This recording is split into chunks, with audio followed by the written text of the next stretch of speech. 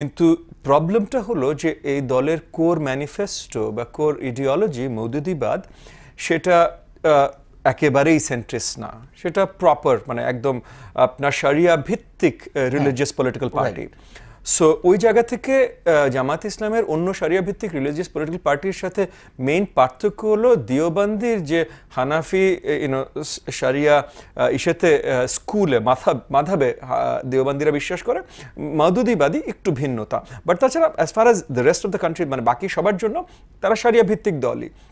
So আমরা তাদেরকে centrist হিসেবে একমাত্র তখনই চিন্তাও করতে পারি, মানে পাবলিক ইমাজিনেশনে আনতেও চেষ্টা করতে পারি যখন তারা তাদের ওই কোর ইডিওলজি, তাদের কোর ডকুমেন্টগুলোতে এই জিনিসগুলো বদলাবে। যেমন এখনো জামাতে ইসলামী নামটা রেখে জামাতে তারা লোগো বদলেছে, কিন্তু লোগো তো ইডিওলজি না, লোগো তো লিখিত আইডিওলজি না। সো ওই জায়গাগুলোতে বদল আসেনি।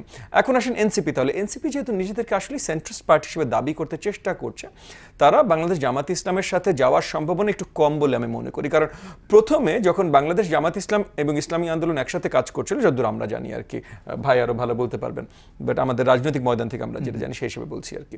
সো যখন তারা একসাথে স্টেজে উঠলেন এবং ওই স্টেজে যখন এনসিপিও উঠলো এবং পুরোপুরিভাবে সমর্থন দিল, তখন একটা আলোচনা তাদের ভেতরেও ছিল যে তারা একত্রিত হতে যাচ্ছে।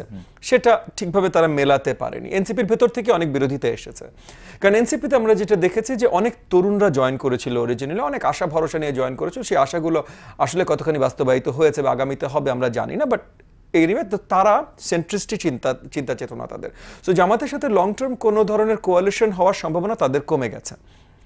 একই সাথে তারা বিএনপির সাথেও আলোচনা করছে যে আমাদের এই যে যুগপৎ আন্দোলনের জোট, এটারও একটা অংশীদারিত্ব হবার জন্য সেখানেও অনেক ধরনের সিট নিয়ে বাকি এগুলো নেগোসিয়েশন বা আলোচনা চলছে। প্রবলেমটা হলো এনসিপি আবার একদিক থেকে একটা আপনার এক্সিস্টেন্সের সংকটে আছে। কেন বললাম এক্সিস্টেন্সের সংকটে আছে?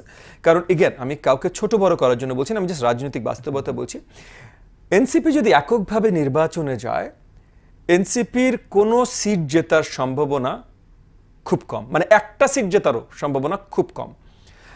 এবং এত বড় ঢাকঢোল পিটিয়ে নাম করে যখন একটা দল নামলো, পুরো সরকারি পৃষ্ঠপোষকতা সব কিছু মিলিয়ে, এবং জুলাই আন্দোলনের ফুল ক্রেডিটটা নিজেরা নিতে চেষ্টা করে, সেটা ফুল পিআর করে, তারপর যদি নির্বাচনে তার একটা সিটও না পায়, তাহলে এই দলটা একটা ছোট্ট হলেও সম্ভাবনা আছে বিলীন হয়ে যেতে পারে। সো দল বাঁচাবার জন্য, যে থ্রেট টু দেয়ার এক্সিস্টেন্স, এই দল বাঁচাবার জন্য তারা নিশ্চয়ই কোথাও না কোথাও যাবেন। এইখানে তাহলে যেই দুটো জোটের একটাতে যাদের মানে জোট হচ্ছেই দুটো, কারণ প্রধান দল আপাতত যেটা তপন ভাই পরিষ্কার করলেন যে মাস পার্টি একটাই আপাতত বাংলাদেশে আছে, সেটা হলো বিএনপি। আর কাড্র পার্টি যেটা জামাত, কাড্র পার্টির এগেন বড় বিশ্লেষণ দিব না, তপন ভাই অলরেডি অনেক দূর বলেছেন, কিন্তু কাড্র পার্টি কখন একটা সাইজের বড় হতে পারে না।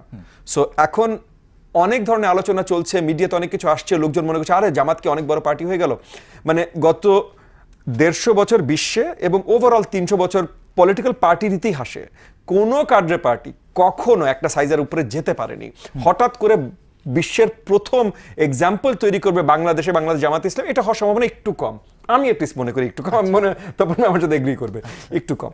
সো ওই জায়গা থেকে প্লাস ওদের সাথে মানে যেহেতু এনসিপির সাথে আইডিওলজিক্যালিও মেলে না, এনসিপির একটা ভালো সম্ভাবনা আছে শেষের দিকে যেয়ে হলেও অল্প সিটের জন্য হলেও বিএনপির বা আমাদের এই যে যুগপৎ আন্দোলন জোটের সাথে আসা, কারণ অল্প সিট 0 সিটের থেকে বেটার।